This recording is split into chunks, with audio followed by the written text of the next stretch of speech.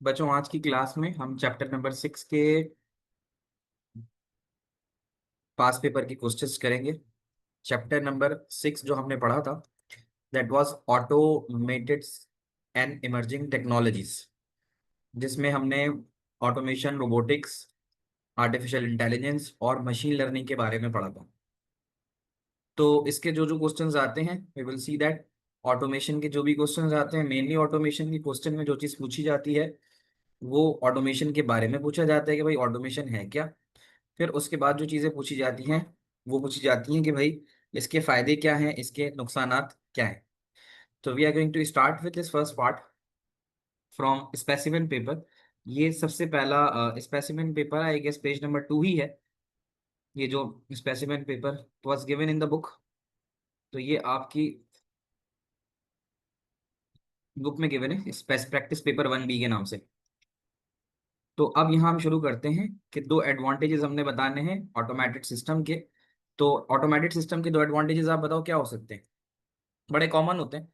अगर हम सारे कोई भी सिस्टम ऑटोमेट कर देते हैं तो वो तो एक ह्यूमन से ज़्यादा तेज काम करते हैं।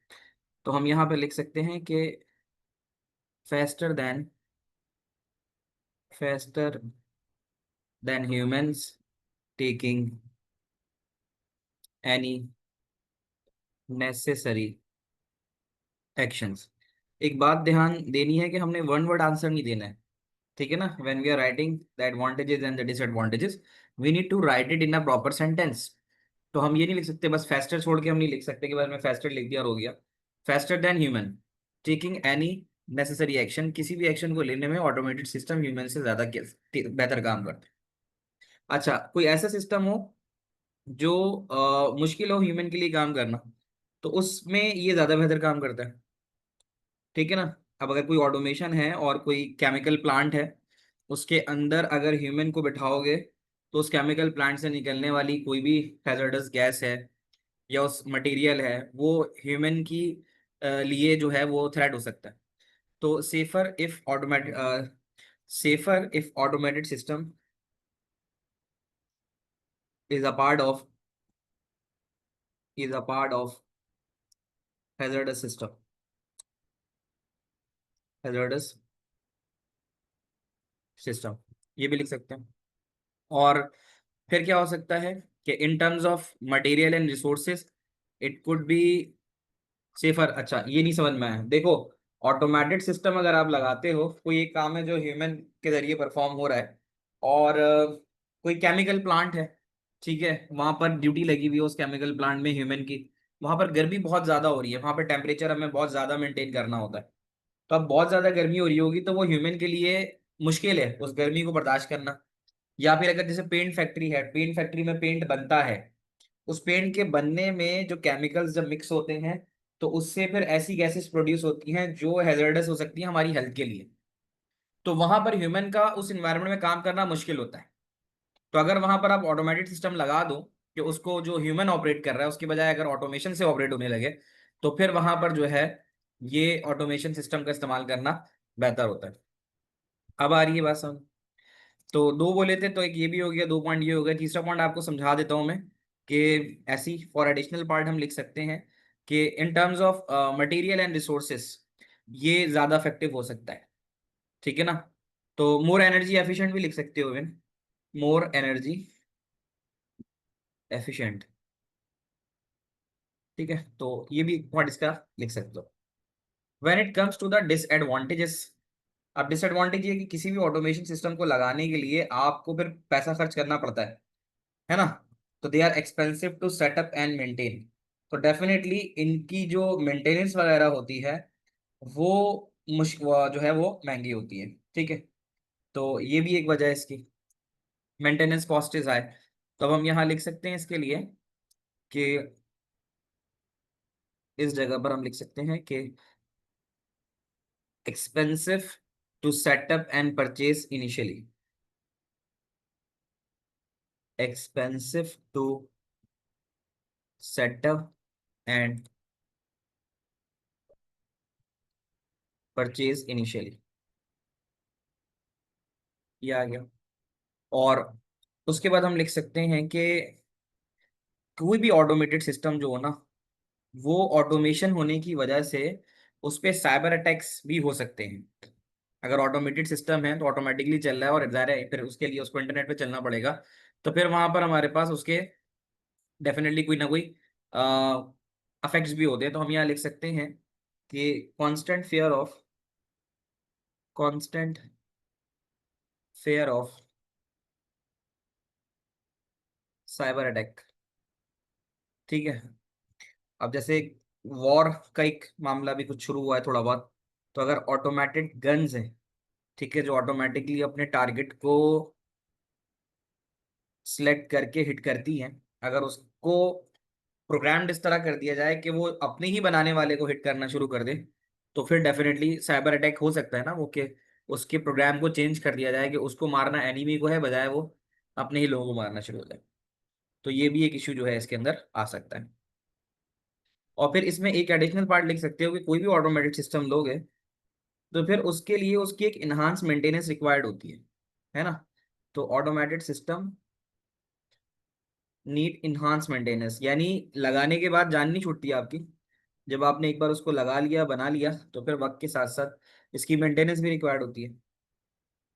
तो ये भी इसका एक जवाब हो सकता है टू ऑपरेट करेक्टली। तो कम से कम 3 पॉइंट्स तो आप याद रखो। चार बहुत रेयर है कि चार कभी आया है कि किसी भी चीज के बारे में चार चीज उसने पूछी है, बहुत रेयर पूछी है। बट एटलीस्ट तीन तीन जो है वो आप याद रख सकते हो। क्या यहाँ तक बात समझ में आती है? साथ साथ लिख रहे हो, क्लियर है, समझ में आ रही है बात? आगे चलते हैं। We have a next question related to the artificial and the machine learning। ये भी हमने एक क्वेश्चन किया था। तो अब यहाँ देख के आप बता सकते हो, I can give you a minute, if we call this one A, this one B, और दीज आर 1 2 3 4। तो आप बता सकते हो कि ए 1 के साथ मिलेगा, 2 के साथ मिलेगा। तो ये आप अपना आंसर जरा लिखो। I can give you some minute, a minute और two, to think about it and give your answer, then I will discuss the answer with you. चलें जी, अब देखते हैं। नंबर वन हमारे पास है practice of getting machine to make decision without being program to do so. Practice of getting machines to make decision without being program to do so, यानी machine को प्रोग्राम नहीं करते, ठीक है, और मशीन फिर डिसीजन लेती है खुद से। तो वो चीज जो होती है वो हमारे पास होती है थ्रू मशीन लर्निंग। तो इसके लिए तो ये वाला हो जाएगा। रिप्रेजेंट सिम्युलेटेड इंटेलिजेंस इन अ मशीन, तो वो तो एआई है जो मिमिक करती है ह्यूमन इंटेलिजेंस को, इसका ये हो जाएगा। Has the aim to build machines that are capable of thinking like human, तो ये भी एआई ही का पार्ट होता है, ठीक है। इसके लिए यहाँ पे भी एआई आएगा। और उसके बाद है the aim is to make machine that learn through the data acquisition so that they can solve new problem। तो ये मशीन लर्निंग होता है जिसके अंदर जो है मशीन लर्निंग में डाटा जो है वो एक्वायर करता है, ठीक है, और वो फिर सॉल्व करता है न्यू प्रॉब्लम्स को। यानी इसके अंदर जो है डाटा एक्विजिशन होती है, यू गिव द डाटा, और फिर डाटा देने पर ही फिर उसके बाद जो है वो उससे मशीन से सीख रहा होता है। क्या यहाँ तक की बात समझ में आती है? आगे चलें। बाकी आप लोग अपने अपने आंसर्स बताओ, क्या क्या रहे आप लोग आउट ऑफ 4। आगे चलते हैं, इसी का नेक्स्ट पार्ट है कि autonomous vehicles such as cars, यानी driverless cars, buses, vans are undergoing rapid development. Define the term autonomous. Autonomous किस चीज को बोलते हैं? ऑटोनोमस किसको कहते हैं? ऑटोनोमस उस चीज को कहते हैं जिसके अंदर जो ह्यूमन इनपुट है उसकी रिक्वायरमेंट नहीं होती। जैसे ड्राइवरलेस कार की बात करें तो हम यहाँ लिख सकते हैं no direct human input is needed. Autonomous car है, आपने उसको बस इंस्ट्रक्शंस दे दी और वो फिर काम करना शुरू हो गई, तो उसके लिए किसी भी ह्यूमन की जरूरत नहीं होती। तो no direct human input is needed, the device can operate independently, the device can operate independently. ये बात समझ में आती है। फिर अब यहाँ पे कहता है give the advantage of autonomous vehicle, जो ऑटोमेटिक कार्स हैं, ठीक है। तो इसमें एक तो ये होगा कि जब ये इस्तेमाल होंगी, ठीक है, तो एक स्ट्रेस फ्री इन्वायरमेंट होगा। देखो ह्यूमन है ना, ह्यूमन तुमने देखा होगा, आप लोग खुद रोड्स पे रहते हो, तो डेफिनेटली कहीं ना कहीं जो ह्यूमंस हैं वो गलतियां करते हैं, वो लॉ ब्रेक करते हैं। तो एक की गलती की वजह से फिर पूरा ट्रैफिक जैम भी होता है। बट अगर मशीन्स जो हैं, यानी ऑटोनोमस कार्स होंगी, ऑटोमेटिकली चलेंगी, तो वो लॉज को तो फॉलो करेंगी। तो उसकी वजह से क्या होगा, उसकी वजह से जो ट्रैफिक कंजेशंस हैं वो थोड़ी कम होंगी। तो यहाँ पर एक पॉइंट तो हम इसका लिख सकते हैं कि स्ट्रेस फ्री। एक तो ये बात भी होगी कि जो पैसेंजर होगा उसके लिए भी स्ट्रेस फ्री इन्वायरमेंट है, ठीक है। और इवन फॉर ड्राइवर भी है। अब कोई शख्स थका हुआ है, उसको एक जगह से दूसरी जगह जाना है, तो उसको जाग कर अपने आप को एक्टिव रख के ड्राइविंग करनी पड़ेगी। ऑन दी अदर हैंड, अगर आप ऑटोनोमस कार का इंतखाब करते हो, तो वहां पे ये फायदा हो जाएगा कि आपको खुद गाड़ी चलानी नहीं है, ठीक है, ऑटोमेटिकली गाड़ी खुद चल रही होगी। तो वो फिर जो है वो एक स्ट्रेस फ्री हो जाएगी कि आप आसानी से बैठोगे और गाड़ी जो है वो खुद ड्राइव होके जा रही है। उसके अलावा क्या हो सकता है, क्योंकि ऑटोमेटिकली कार्स ऑपरेट हो रही होंगी, तो फिर जो कंजम्पशन ऑफ द फ्यूल वगैरह है वो एफिशिएंटली जाएगा। ह्यूमन, जाहिर है, एक अब देखा होगा आपने, हाइब्रिड कार्स भी होती हैं, तो उसके अंदर भी ये होता है कि ऑटोमेटिकली वो बैटरी पे शिफ्ट कर जाती हैं। समटाइम ह्यूमन ऑपरेट कर रहा है अगर, तो उसका जो गियर चेंजिंग मैकेनिज्म है वो ऐसा हो सकता है कि उसकी वजह से पेट्रोल कंजम्पशन ज़्यादा हो। There could be a possibility, ठीक है। तो ये चीज़ भी हो सकती है। तो एक तो ये बात आ गई। इसका जो दूसरा हम फायदा ये लिख सकते हैं कि एक तो ये बात कह रहा था ना मैं, तो इसको मैं लिख सकता हूँ कि there is reduction in running cost. There is reduction in running cost due to efficient operation, due to efficient operation, ये हो जाएगा। और इसके अलावा हम क्या लिख सकते हैं,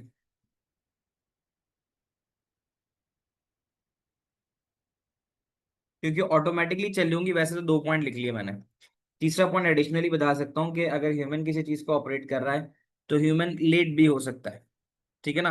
बट अगर हम पब्लिक ट्रांसपोर्ट की बात करते हैं कि अगर ऑटोनोमस व्हीकल्स चलेंगे, तो अगर कोई ह्यूमन ऑपरेट करेगा तो हो सकता है बीमार है या थोड़ा टाइम लग रहा है उसको, चाय पीने चला गया, वॉशरूम चला गया, टाइम ले रहा है, यानी टाइमली फिर चीज़ें नहीं होंगी। लेकिन अगर हम ऑटोनोमस सिस्टम पे जाएंगे और पब्लिक ट्रांसपोर्ट की तरफ जाएंगे, तो यहाँ पे मेंशन करने के बाद इट इम्प्रूव्स द पंक्चुअलिटी, कि ऑटोनोमस होंगी, टाइम पे चलेंगी, टाइम पे पहुंचेंगी। तो ये भी इसका एक फायदा जो है वो हो सकता है। तो it improves the punctuality of buses, trains etcetera. Buses और ट्रेन्स जो हैं वो टाइमली इसको पहुंचेंगी। अब हम आते हैं इनके नुकसानात की जानिब। ऑटोनोमस होंगी, विदाउट ह्यूमन होंगी। तो अब नुकसानात में सबसे पहले तो ये होता है कि जब ऑटोमेटिकली ये चीज़ें होंगी, तो ये इनकी मेंटेनेंस तो रिक्वायर होगी। तो यहाँ पे ये लिखेंगे कि the system need constant maintenance, system need constant maintenance, system need constant maintenance to work, to work effectively. एक बात, ठीक है, एंड सेफली, एंड सेफली, ठीक है। तो आपको एक तो मेंटेनेंस की रिक्वायरमेंट होगी उसकी, बैटरी से चल रही होगी, इंस्ट्रक्शन से चल रही होगी, तो डिवाइसेस लगी हुई होंगी, वो डिवाइसेस को टाइमली आपको चेंज करना होगा, ठीक है।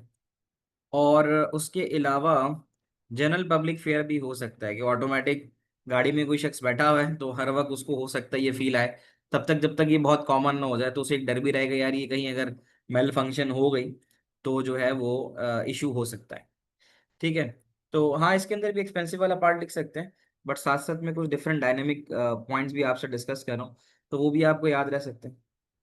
जैसे जनरल पब्लिक फेयर का एक पॉइंट है, तो ये क्या है, जब तक ये चीज़ ऑटोमेटिक सिस्टम में, जैसे हैकिंग की बात कर लेते हैं, वही वाली बात, कि अगर हैक हो गया ये सिस्टम, तो इसको कहीं और लेके जाना, कहाँ तक पहुंचाया इसने, कहीं और दिया, ठीक है ना। तो हैकिंग भी हो सकती है। अगर हैकिंग हो गई इंजन मैनेजमेंट सिस्टम में, तो फिर कार जो है वो आपके बड़े खतरनाक रिजल्ट्स दे सकती है। तो ये भी पॉसिबिलिटी है इसकी, कि that is hacking into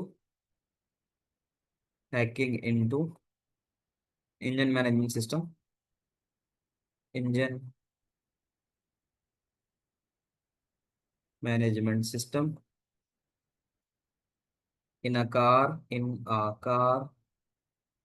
could be disastrous, could be disastrous। सही है। तो ये भी इसके जो है हमने लिख लिया आंसर्स। तो ये तो मैंने दूसरा पॉइंट किया था। और उसके अलावा क्या हो सकता है, इस तरह से भी हो सकता है कि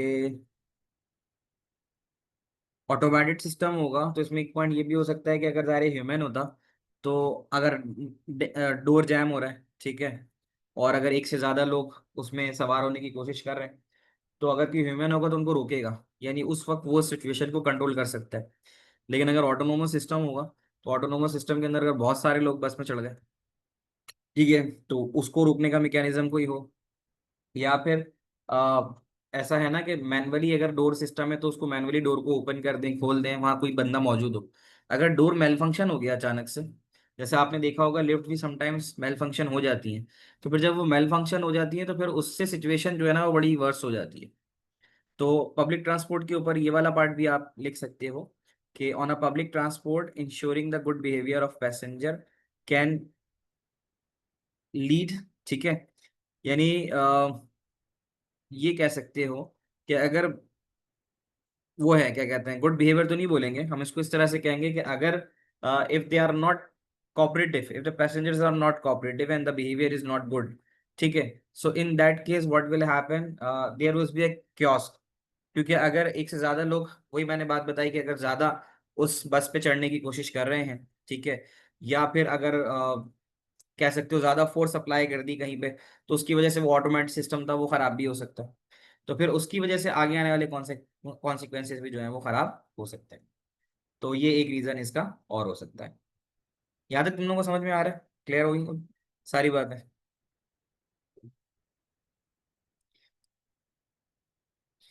tips please on how to complete first 6 chapters quickly.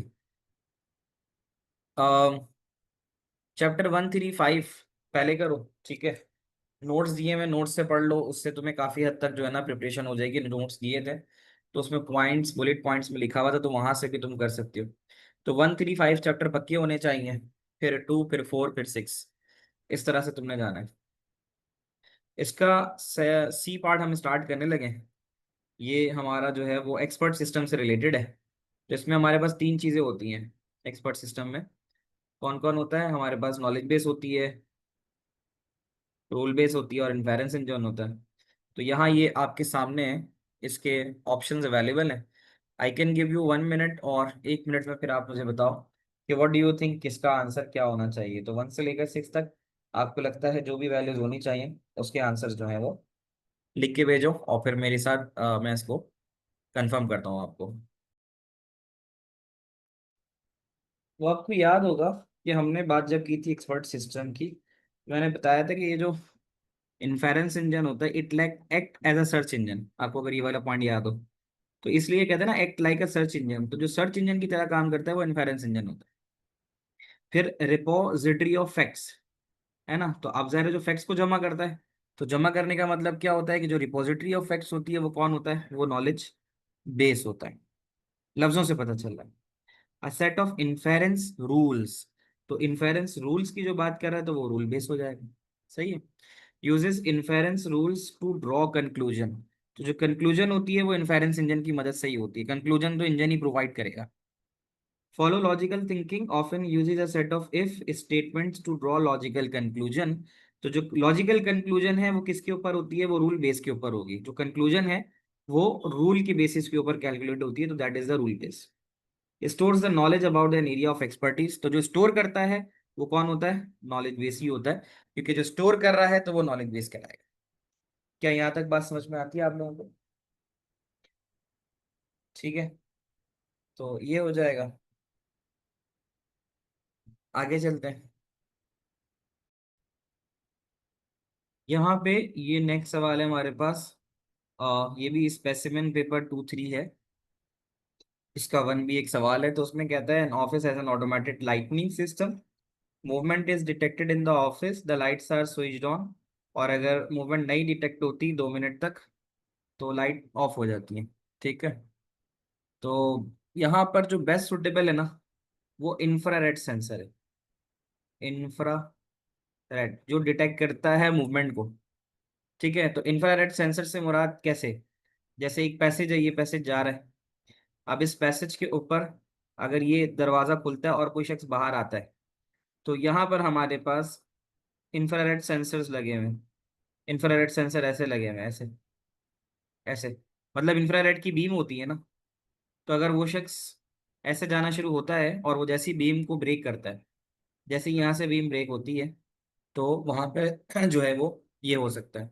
देखो वैसे इसमें मोशन सेंसर हो सकता है, बट मार्किंग की के अकॉर्डिंग यहाँ पर इंफ्रारेड सेंसर ही बेस्ट फिट हो रहा है। उसने और कोई ऑप्शन नहीं दिया। वरना अगर इंफ्रारेड के अलावा मोशन होता, हालांकि मोशन यहाँ गलत नहीं होगा, बट उसने मार्किंग की में यहाँ पे इंफ्रारेड को ही रखा है। अगर वो इंफ्रारेड के साथ स्लैश डाल के मोशन कहता तो मैं मोशन भी लिख देता, इंफ्रारेड भी लिख देता। बट द मार्किंग ही suggest this one as the infrared sensor. तो फिर आप ऐसे ही समझ लो कि इंट्रूडर डिटेक्शन सिस्टम या इस तरह के सिस्टम के अंदर आप ये इस्तेमाल कर सकते हो। Describe what is meant bye micro processor. अब माइक्रो प्रोसेसर क्या है? माइक्रो प्रोसेसर एक सर्किट होता है, और वो सर्किट एक चिप के अंदर होता है। तो ये बड़ा एक छोटा सा इंपॉर्टेंट सवाल है, इसका आप लिख सकते हो कि micro processor is a type of integrated circuit. ठीक है, दैट इज कंटेन्ड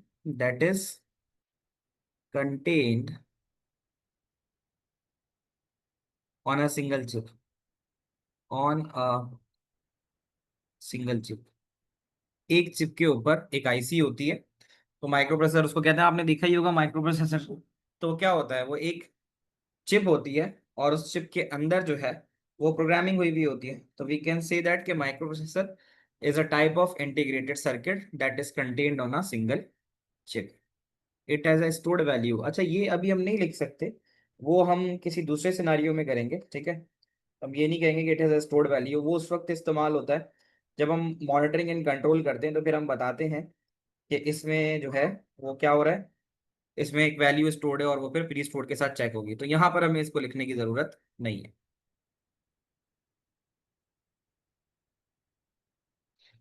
हाँ, पार्ट सी के अंदर वो आंसर होगा, ये बात सही है। अब ये एक सवाल है, ये सवाल बड़ा 10 में से 9 दफा तो आता ही है। ये बड़ा 5 मार्क का ना एक पक्का पक्का सवाल है। उसमें कोई भी सिचुएशन देके तुमसे कहता है कि वहां पे मॉनिटरिंग एंड कंट्रोल कैसे काम करती है। इसके लिए आपको याद होगा मैंने इसकी प्रैक्टिस भी कराई थी, पास पेपर क्वेश्चन भी कराए थे। इसमें बात हमेशा सेंसर से शुरू होती है ना। हम यही लिखते हैं कि भाई सेंसर सेंड्स द डेटा, फिर वो एडीसी का लफ्ज इस्तेमाल होता है ना। तो sensor sends the data to micro processor, sensor micro processor को डाटा भेजता है। Sensor sends data to micro processor, और फिर वो जो डाटा है वो कन्वर्ट होता है एडीसी में। ठीक है, तो फिर हम यहाँ लिख सकते हैं sensor sense data to micro processor. उसके बाद हम ये लिख सकते हैं कि दिस डाटा इज कन्वर्टेड, फिर वो जो डाटा होता है वो एडीसी के जरिए, क्योंकि वो डाटा एनालॉग में होता है, तो वो डिजिटल में कन्वर्ट होता है। So this data is converted to ADC, यानी this data is converted to digital, लिख देता हूँ ज्यादा बेहतर तरीके से, is converted to digital using ADC, लिख देता हूँ यूजिंग एडीसी। एडीसी के जरिए उस डाटा को हम कन्वर्ट कर सकते हैं। अब क्या होता है कि एक वैल्यू वो होती है जो सेंसर से आती है, और एक वैल्यू जो आपके पास प्री स्टोर्ड होती है। तो फिर आप लिख सकते हो कि the value received from sensors are compared to value stored in microprocessor, stored in microprocessor। जैसे मैं आपको बताऊं कि एसी आप जब चलाते हो तो आप सेट करते हो टेम्परेचर 26 डिग्री। वो 26 डिग्री आपने माइक्रो प्रोसेसर में स्टोर कर दिया, और फिर उसके बाद आपका एसी चलना शुरू हो गया। आपके एसी में टेम्परेचर सेंसर लगा हुआ होता है जो मुसलसल कमरे का टेम्परेचर रीड करता है। जब आपके कमरे का टेम्परेचर जब आप स्टार्ट करते हो तो उस वक्त लाजमी नहीं है 26 हो, गर्मी हो रही है तो 32 होगा। एसी चलता रहेगा चलता रहेगा चलता रहेगा, वो 32 से 31, 31 से 30, 30 से 29, 28, 27 ऐसा होता रहेगा। तो आपने तो एग्जाम्पल के तौर पे अपने माइक्रो प्रोसेसर में स्टोर कराया हुआ है 26, और आपको जो सेंसर से रिसीव हो रही थी वैल्यू वो 32 थी। तो ये उस वक्त तक चलता रहेगा जब तक ये दोनों वैल्यू बराबर ना हो जाए। तो हम यही लिख रहे थे ना, sensor are compare to the value stored in micro processor, the values receive from sensor are compare to the value stored in micro processor. अब उसके बाद हम लिख सकते हैं कि इफ वैल्यू इज, अब इसको हमने लिखना है विद रिस्पेक्ट टू लाइट वाले सिनारियो में, कि लाइट स्विच ऑन होगी जब कोई होगा, और नहीं अगर कोई होगा 2 मिनट तक तो ऑफ हो जाएगी। अब इस हिसाब से माइक्रो प्रोसेसर के अंदर हमने वैल्यू इनिशियली सेट कर दी 0। 0 मीन्स कि कोई नहीं है, और सेंसर से अगर 0 रिसीव हो रहा है इसका मतलब अभी कोई नहीं है।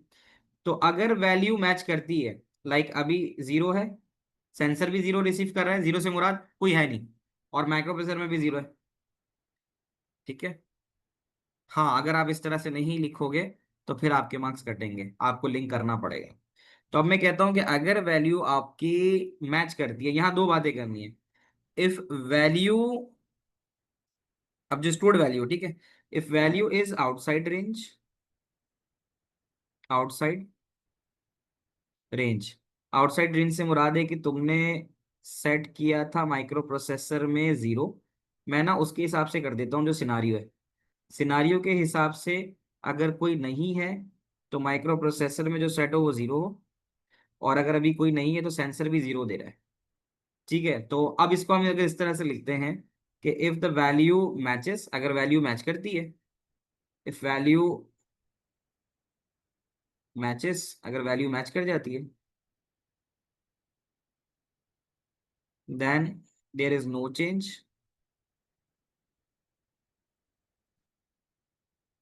और इफ, या अदरवाइज लिख देते हैं there is no change, no change,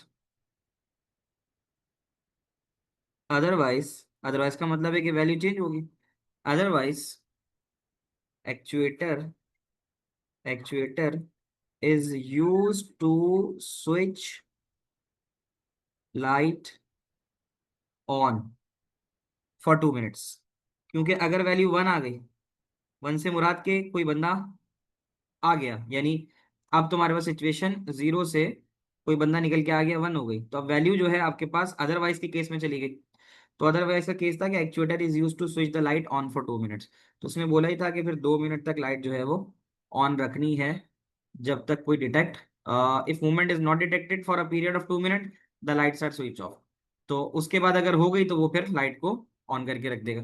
तो 2 मिनट वाली कहानी अगर हटा भी देते हैं तो the actuator is use to switch the light on, बस यहाँ लिख देंगे कि फिर वो क्या करेगा, लाइट को ऑन कर देगा। क्या यहाँ तक बात समझ में आती है? और फिर इसका एक पॉइंट होगा, हाँ ये वाला पॉइंट जरूर याद रखना और हर दफा लिखना, मुफ्त के मार्क होते हैं, कि प्रोसेस कंटिन्यूस अंटिल रीसेट, ये एक मार्क दे देता है। प्रोसेस कंटिन्यूस अंटिल रीसेट, यानी ये चीज चलती रहेगी जब तक इसको रीसेट ना कर दिया जाए, तो ये फ्री का मार्क्स मिल जाता है। क्या यहाँ तक बात समझ में आती है आप लोग को?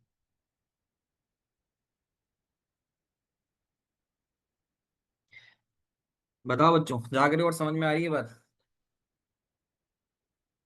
ठीक है, ये हो गया। अच्छा, अब इसमें अगर हम देखें तो पॉइंट वाइज 6 मार्क का सवाल है। Sensor send signal data to micro processor, 1 mark. Data is converted to digital using ADC, 2 mark. Value receive from sensor, are compared to value stored in microprocessor. Read mark. If value matches, then there is no change. Fine number. There is no change. Otherwise, actuator is used to switch the light on and off. That is 5. और आखिर में process continuous until reset, ये 6। तो ये 6 point इसके पूरे हो जाएंगे। ठीक है बच्चों, क्लियर है, समझ में आ रहा है? आगे चलते हैं।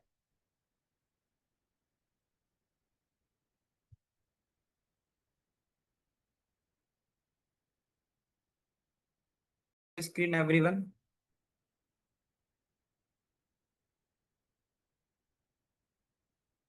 अब यहाँ पे देखो, ये उसी अंदाज से एक सवाल आया है मई जून 23 में, कि a farm has automated drinking system for animal. Drinking system has a water ball that contains water. When the ball is empty, it is automatically refilled. सही है। तो अब यहाँ पे the system usage a sensor, तो यहाँ पे most appropriate sensor तुम लेवल सेंसर लगा सकते हो। लेवल सेंसर से क्या होगा, जैसे ही वाटर लेवल कम होगा, वाटर का बॉल फिल हो जाएगा। और फिर जो describe the sensor and micro processor लिखा हुआ है, ये पूरा वही 6 मार्क का सवाल है। अब मैं इसको लिख के टाइम जाया करने के बजाय अगर तुम्हें मैं डायरेक्ट यहाँ से दिखा दूं ये, तो यहाँ पर उसने सेंसर्स कौन कौन से इस्तेमाल किए हैं। लेवल सेंसर, प्रेशर सेंसर भी हो सकता है, कि जो पानी जब कम होता जाएगा तो उसका प्रेशर भी कम होगा, तो प्रेशर सेंसर का भी इस्तेमाल हो सकता है। और मॉइस्चर भी हो सकता है, क्योंकि मॉइस्चर डिटेक्ट करेगा कि भाई वो बाउल गीला है या नहीं। अगर खुश्क पड़ा हुआ है तो इसका मतलब है वो पानी नहीं है। अब देखो यहाँ पे भी वही बात कर रहा है, sensor continuously send data to micro processor. Micro processor compares data with the stored value. अगर वैल्यू आउटसाइड द रेंज है, ठीक है, तो माइक्रो प्रोसेसर सेंड सिग्नल करेगा कि वाटर को रिलीज कर दो ताकि बॉल फिल हो जाए। और ball filled for certain time, कुछ देर तक बॉल फिल होगा। Actuator is use to release the water. Actuator की मदद से उसका वॉल खुलेगा पानी भरने का, और ये प्रोसेस चलता रहेगा जब तक उसको रिपीट या स्टॉप ना किया जाए। आप लोग समझ पा रहे हो मेरी बात? तो हम इसको फिर बार बार इस तरह के सवालों को रिपीट नहीं करेंगे। अब जैसे ये भी देखो, इसको देख सकते हैं कि manufacturing company uses automated system. यानी अब आपको एक बात समझ में आ जाएगी कि आपके पास ऑटोमेटेड सिस्टम के जो सवाल आएंगे वो अलग अलग डिफरेंट सिनारियोज के साथ आएंगे। तो सिनारियोज कोई भी गिवन हो, आपने बातें उसी से रिलेट करके लिखनी है जो कुछ हमने पढ़ा है, यानी वही एडवांटेजेस और वही डिसएडवांटेजेस जो है। अब यहाँ पे ये हमसे पूछता है कि the automated system uses flow sensor. Identify what a flow sensor measure. Flow sensor सीधा सीधा क्या करता है, जो अमाउंट ऑफ लिक्विड फ्लो करता है, यही होगा ना। कि what does it mean by flow sensor, flow का मतलब है वो किस चीज को मेजर कर रहा है। तो अमाउंट ऑफ फ्लो, जो अमाउंट ऑफ फ्लो है उसको यहाँ मेजर करता है। अब यहाँ आप देख सकते हो, ये सवाल यहाँ पर मैंने आपके सामने मेंशन कर दिया है, तो इसको भी हम डिस्कस कर लेंगे। दैट इज अक्टूबर नवंबर 23 के अंदर का ये सवाल है। अक्टूबर नवंबर 23। अब उसमें कहता है कि the automatic system usage a flow sensor. तो फ्लो सेंसर का मतलब वही है कि फ्लो सेंसर क्या करता है, फ्लो सेंसर जो लिक्विड फ्लो है उसको रिकॉर्ड करता है। ठीक है, तब हम यहाँ लिख सकते हैं कि अमाउंट ऑफ लिक्विड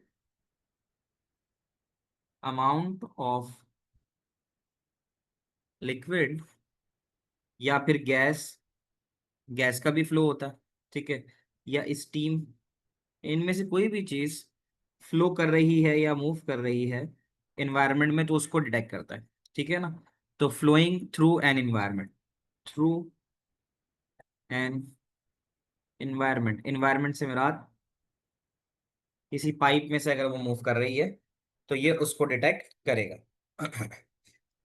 अब इसकी अगर हम बात करें, one advantage of employ using automated in manufacturing. तो अभी हमने जो बातें पढ़ी हैं तो वही सारी चीजें यहाँ पर आ सकती हैं, कि एक तो ये सेफ्टी को बेहतर करता है, इंक्रीज सेफ्टी। एम्प्लॉय के लिए जो है वो मैन्युफैक्चरिंग में सेफ्टी बड़ी इंपॉर्टेंट है, कि अगर डेंजरस इन्वायरमेंट में काम कर रहे हैं, increase safety.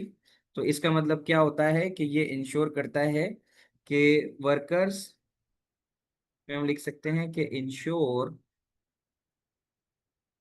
Workers do not need to go, do not need to go into dangerous areas, into dangerous areas. ये वही है जो पीछे हमने पढ़ा था, बस थोड़ा सा हालात के हिसाब से हमें चेंज करके लिखना है। One disadvantage of company owner, company owner को अभी अभी हमने पढ़ा था कि इसकी जो इंस्टॉलेशन कॉस्ट होती है वो ज़्यादा होती है। तो हम यहाँ लिख सकते हैं कि हाई सेटअप कॉस्ट। अब ये 2 मार्क का है ना, तो उसके आगे लिखना पड़ेगा क्या होगा, ठीक है।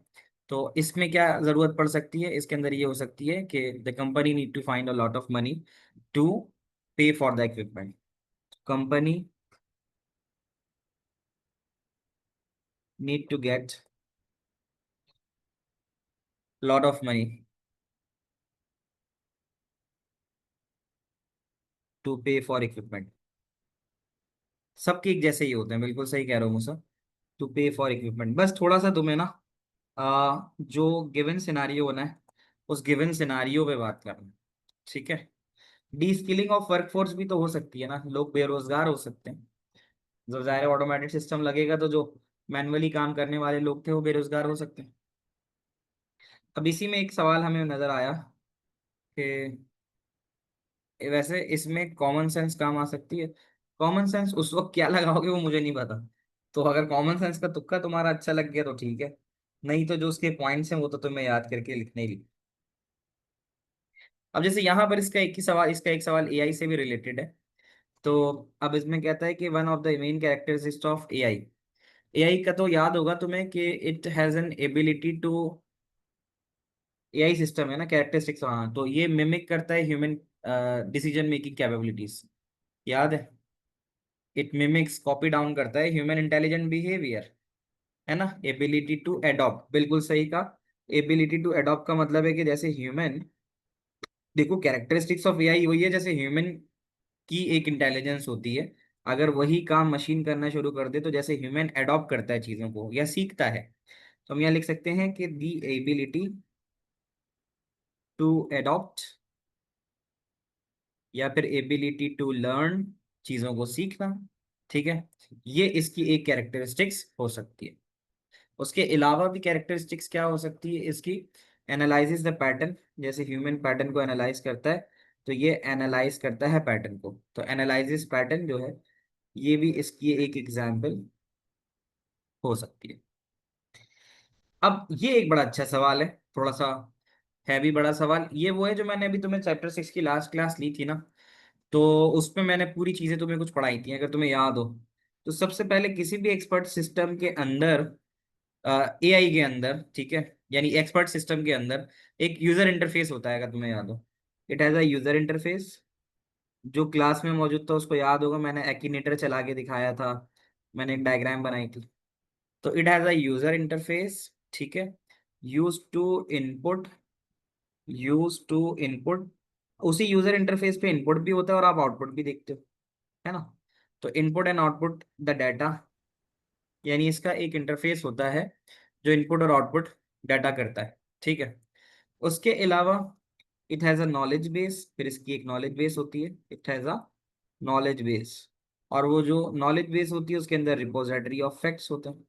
फिर इसके अंदर नॉलेज बेस के साथ साथ रूल बेस भी होती है कि एक नॉलेज बेस में से कितना डाटा निकाल के देना है वो रूल बेस डिसाइड करती है। फिर इसका होता है इन्फेरेंस इंजन, इसका होता है इन्फेरेंस इंजन जो सर्च इंजन की तरह काम करता है और डाटा सर्च करता है, सही है ना। तो 6 लिखने थे, मैंने तुम्हें 5 तो लिख के दिखाई दिए। अब उसमें एक चीज हम ये लिख सकते हैं कि अप्लाइज द रूल बेस, ठीक है,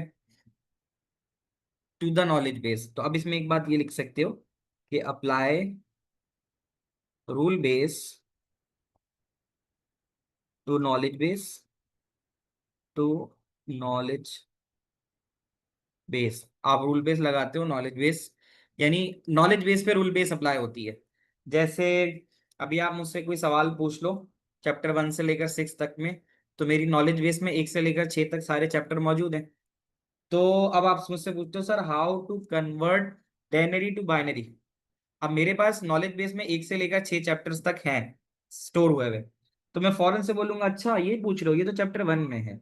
और चैप्टर 1 में क्या है, चैप्टर 1 के अंदर नॉलेज बेस में सब निकालूंगा, मुझे कन्वर्ट करना आता है कि किस तरह एक डायनरी टू बाइनरी होगा।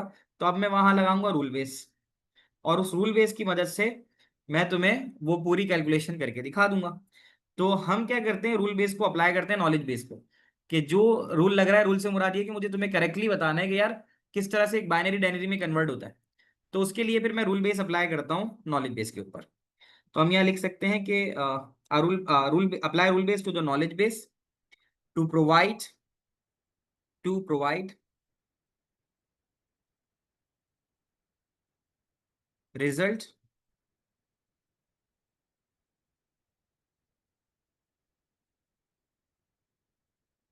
बेस्ड ऑन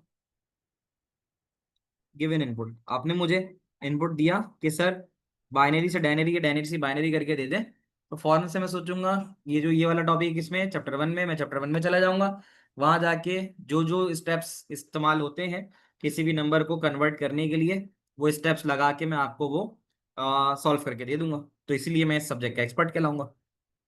बताना बच्चों, आ रही है बात समझ में? सारी चीजें क्लियर है? एक सवाल और कर लेते हैं, फिर आप जा सकते हो। 261। कल के बाद आप लोगों का पेपर फिर कौन सा है?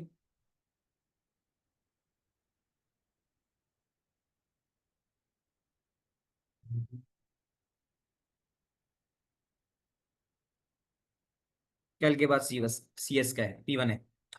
चलो, अब इसमें एक सवाल है, मई जून 24। मई जून 24 में कहते हैं farmer use an automated robot to plant seeds in the field, what is meant by robot being automated. इसका क्या मतलब है कि एक रोबोट जो है वो ऑटोमेटेड है। अभी हमने पढ़ा था कि किसी भी चीज के ऑटोमेटेड होने का क्या मतलब होता है, कि वो काम परफॉर्म कर सकती है, सही बिलाल, विदाउट ह्यूमन इंटरवेंशन, है ना। तो यहाँ पर हम लिख सकते हैं what is meant bye robotic, तो इसका मतलब होता है robot can perform action, robot can perform action without human intervention. Intervention, ठीक है। फिर कैरेक्टरिस्टिक्स ऑफ रोबोट का तो तुम्हें याद ही होगा कि रोबोट में एक तो मैकेनिकल स्ट्रक्चर होता है, इट हैज मैकेनिकल, या जो आम हम कहते हैं ना।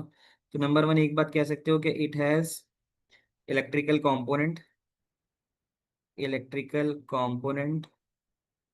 फिर इसमें प्रोग्रामेबल भी होना चाहिए, है ना। इट इज प्रोग्रामेबल, यानी रोबोट जो है वो प्रोग्रामेबल होना चाहिए। और फिर it has a degree of movement, याद है, it has degree of movement, वो घूमता भी हो, मूव करता हो, इलेक्ट्रिकल कंपोनेंट हो, it has degree of movement. Sir can we write program to do specific things, बस इट इज प्रोग्रामेबल इनफ है ना। तो होगा तो बस काफी होता है, ठीक है ना। हाँ, बिकॉज ऑफ मैकेनिकल स्ट्रक्चर, तो ये भी लिख सकते हो, it has mechanical structure, it has mechanical structure, ठीक है बच्चों। फिर ये वही वाली कहानी है जो मॉनिटरिंग एंड कंट्रोल का सवाल है, तो उसको हम रिपीट नहीं करते। अभी आप लोग जा सकते हो to prepare your English class, English preparation के लिए, और फिर इंशाल्लाह आप लोगों से कल फिर मुलाकात होगी। कल आप लोग कब तक अपनी क्लासेस वगैरह लेके आ जाओगे सब, या अगर पेपर होगा तो पेपर देके कब तक आ जाओगे, ताकि उसके बाद से ही मैं क्लास स्टार्ट करूँ। तो ये मुझे बता दो, और फिर क्लास प्लान यहाँ करते हैं इंशाल्लाह। फिर कल आप लोगों से मुलाकात होगी। अल्लाह हाफिज। 2 PM यानी मॉर्निंग का पेपर है कल तुम लोगों का? मॉर्निंग का है, अच्छा। मतलब कल 4-5 बजे आप लोग इजीली क्लास के लिए अवेलेबल हो सकते हो। 7 o'clock यू विल बैक, 7 बजे क्यों अतीब, कहीं और जाते हो? फिजिक्स का पेपर किसका है भाई? फिजिक्स का पेपर किसका है? फिजिक्स का पेपर तो सिर्फ बिलाल का है, बाकी बच्चों का, IGCSE वालों का, बाकी का? अच्छा, 7 o'clock तक होता है। सारे गैस पेपर जो है गैस पेपर में तुम्हें क्या बताऊं, गैस पेपर जैसी कोई चीज होती नहीं है। बट ठीक है, मैं तुम्हें कल फिर क्लास के अंदर कुछ इंपॉर्टेंट टॉपिक्स जो मुझे लगते हैं वो मैं बता दूंगा। ठीक है ना। सही है। तो चलो फिर, अगर 7 तक आते हो तो विल सी के फिर हम क्लास 7:30 के बाद देखें, लेकिन फिर ये देखना होगा कहीं और सब्जेक्ट की क्लास ना हो ना। बाकी फिलहाल क्लास तो देखो रख लेते हैं, तो फिर जो है ना थोड़ा सा ये कर लेना, रिकॉर्डिंग देख लेना। बिल्कुल। अब ज़ाहिर है पेपर करीब है ना, तो हम ज़ाहिर है पास पेपर के सेशंस तो करते रहेंगे, अगर हम नहीं करेंगे तो फिर क्लासेस मिस होंगी इस तरह, है ना। तो फिर ये थोड़ा सा देख लेना, 1-2 दिन की बात होती है। अगर हम ज़ाहिर क्लास नहीं करेंगे तो फिर सबका नुकसान होगा ना। तो हम थोड़ा थोड़ा प्रोग्रेस तो करते रहना साथ साथ। तो ये 6 से 6 के मैं और क्वेश्चंस करा के फिर इंशाल्लाह 5 के पास पेपर्स की तरफ आ जाऊँ। ठीक है बच्चों, अल्लाह हाफिज, मिलते हैं इंशाल्लाह अगली क्लास में।